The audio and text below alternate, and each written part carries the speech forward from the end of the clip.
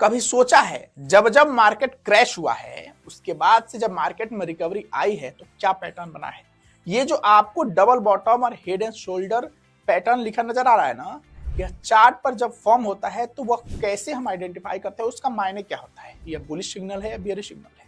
आज तो हम ये जानेंगे ही, साथ में ये भी जानेंगे कि मार्केट क्रैश से आप एज अ बिगिनर क्या सीख ले सकते हैं। 4 पॉइंट में स्टेप बाय स्टेप समझाने वाला हूं। तो सबसे पहले बात करते हैं डबल बॉटम पैटर्न की। जैसा कि इसके नाम से ही पता चलता है, डबल बॉटम जब किसी शेयर की कीमत गिरते हुए एक पॉइंट पर आकर सपोर्ट लेती है और फिर ऊपर जाने लगती है और फिर से गिरकर लगभग उसी पुराने पॉइंट पे सपोर्ट लेकर वापस जाना शुरू कर देती है ना, तो डब्ल्यू टाइप से एक शेप बनाता है, तो इसे हम डबल बॉटम पैटर्न कहते हैं। यह एक बुल सिग्नल होता है। इसमें ऐसे एंट्री प्लान करते हैं, आप स्क्रीन पर देख सकते हैं। अब रही बात हेड एंड शोल्डर पैटर्न की, ये देखिए, ये डबल बॉटम के ठीक उलट होता है। इसमें मार्केट ऊपर जाते हुए 3 चोटियां बनाता है। पहली और तीसरी लगभग बराबर होती है, जिन्हें हम शोल्डर्स कहते हैं यानी कंधा, और बीच वाली चोटी जिसे हम हेड कहते हैं वह ऊपर होती है।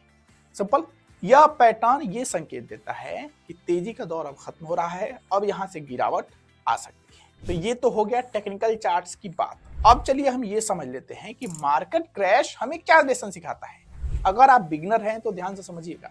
पहला सबक, घबरा कर कभी बिकवाली नहीं करनी है। जब मार्केट तेजी से गिरता है तो डर लगना स्वाभाविक है, लेकिन डर में आकर अपने अच्छे स्टॉक्स को नुकसान में बेचना नहीं है। यही सबसे बड़ी गलती है। इतिहास गवाह है कि हर बड़ी गिरावट के बाद मार्केट ने रिकवरी दी है और नई हायर हाई बनाई है। दूसरा सबक, क्रैश एक मौका है। मशहूर निवेशक वॉरेन बफेट कहते हैं कि जब सब डर रहे हो ना तो आप लालची बनिए। मार्केट क्रैश जब बाजार में डर का माहौल हो तो अच्छे शेयर सस्ते में मिल रहे होते हैं और वही समय होता है खरीदारी का। तीसरा सबक, डाइवर्सिफिकेशन, यानी आपको अपना सारा पैसा कभी भी किसी एक स्टॉक या एक सेक्टर में इन्वेस्ट नहीं करने। And last not the list, चौथा सबक, कुछ कैश हमेशा अपने पास रखिए। मार्केट कब गिरेगा ये कोई नहीं जानता है, इसलिए अपने पोर्टफोलियो का कुछ हिस्सा हमेशा कैश या लिक्विड फंड्स में रखिए, ताकि जब मार्केट गिरे तो आप लिक्विड फंड से पैसा निकालकर उन शेयरों में इन्वेस्ट कर सकें। तो जाइए जाकर इसे प्रैक्टिस कीजिए। बाकी कोई सवाल हो तो फीडबैक में पूछना मत भूलिएगा।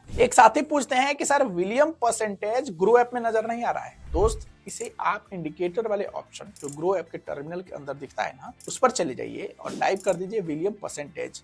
आपको यहाँ ऑप्शन दिख जाएगा, आप इस पर क्लिक कर इसे चार्ट पर सिंपली ऐड कर सकते हैं। बाकी आज के लिए इतना ही, मुझे इजाजत दीजिए। मिलते हैं कल एक नए एपिसोड के साथ। और हाँ, अगर आपको एपिसोड पसंद आया है